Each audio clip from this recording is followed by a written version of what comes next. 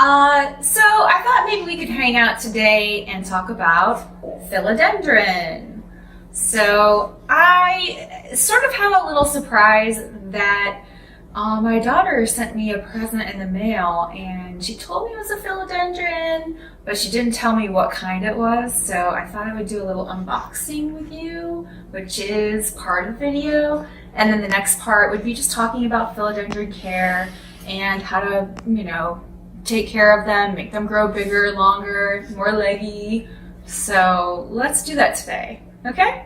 Come hang out with me and let's talk about some philodendrons. So this guy came in the mail today, and let's see what she sent me. Yay!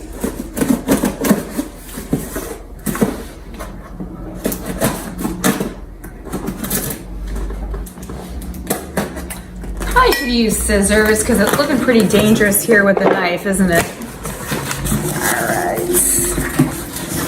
Ooh. Oh yeah, look at that. It looks like a philodendron Birkin. All right, let's see this guy here. So it came in a sandwich bag, which is fine, totally fine. It's a very healthy plant. Let's look at these roots and see what the roots look like. Shoot. Good root system. Honestly, that is fantastic. Look at that root system. Wow. That is going to make an excellent addition to my collection of philodendrons. Thank you. Okay. All right. So let's talk about some philodendron. So we have a lemon lime philodendron over here. We have a Brazil philodendron here. We have a philodendron micans. We have another Brazil. This is a propagation of multiple different types. So we've got our lemon lime, we've got our Brazil, and we also have our Philodendron Rio or silver stripe. So we have 3 different kinds in this guy. Why did I do that? Well, I don't know. I just thought it would look cool and I wanted to try something different. So I stuck all the propagations in one container. This guy right here is another Philodendron silver stripe. This is a silver stripe. It's called a Rio, Philodendron Rio. These tend to grow a little bit slower than, at least in my experience, than the Brazil grows. So lemon lime tends to grow a little faster, I think, in my opinion. Rio a little slower. And Brazil I've had a lot of luck with, but I don't know if it's because I have it in a lot of light. But Brazil and Rio are pretty much tied, but I feel like this one might be a little slower growth than the Brazil. So just to kind of give you an idea, the Brazil has a lot of different kinds of leaves. I don't know if you can see the different types of leaves here. So if you look, there's like, this one's a really cool leaf. It's actually quite large. If you see it, it's almost the size of my hand. Look at that guy. And then the Rio's leaves tend to be a little smaller in scale, and they have a little more white in them, whereas these are more green or yellow. These tend to have a little bit more white and a stripe. So silver stripe, Rio, and this Brazil, even though like the Brazil sometimes has a stripe, it's generally not white. It's generally yellow or greenish or some chartreuse color. So Brazil over here, Brazil, silver stripe, but this is a Rojo Congo philodendron. So the leaves are out. It's a totally different plant, but it's still in the philodendron family. And this guy behind me is another Brazil philodendron. If you can see the leaves, the leaf structure on those.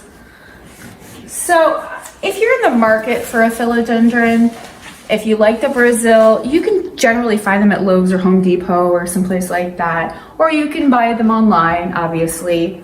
If you buy them at Home Depot or Lowe's or like a hardware store, generally they're going to be a little bit cheaper, less expensive, but you can sometimes look out online too. So, all right, so let's talk for a second about care for these guys. So you're gonna wanna have them in indirect light. They can tolerate low light. Most plants in general like medium light, but you know, they can tolerate low light. So you can put these guys pretty much anywhere and they'll be happy. Just so you know though, when you do place them in lower light, you water them less frequently. So I have had some of these philodendron rotating out in my south facing window. And when I do that, sometimes the leaves get burnt. It basically bleaches the leaf. And when that happens, you want to make sure that you're rotating it very frequently. It's kind of a high maintenance thing if you put it in a south facing window, because you have to make sure you're turning it, or else your leaves, wherever they're facing the sun in that very direct, bright sunlight where there's lots of heat, they might get damaged. So just so you know, it's better to pull them back a little so you don't have to keep that high maintenance cycle up if you have them in a very bright window. So my advice to you would be not to have them in a bright window and to just pull them back a little, because these guys thrive, almost grow better if you pull them back a little, because they're reaching for the light and they are trying to get, you know, nutrients that way. So anyway, so sunlight, I would say pull it back from the window a little bit, but it can tolerate really low light. Watering. So when you're watering these guys, you want to make sure they dry completely out between waterings. They do not like any wet feet. They don't like moist soil at all. So water them, let them sit.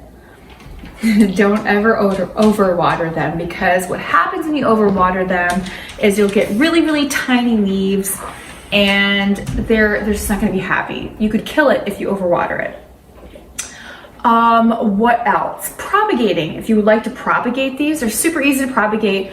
Pop them in water. I find that that's actually like a super easy way to propagate these guys.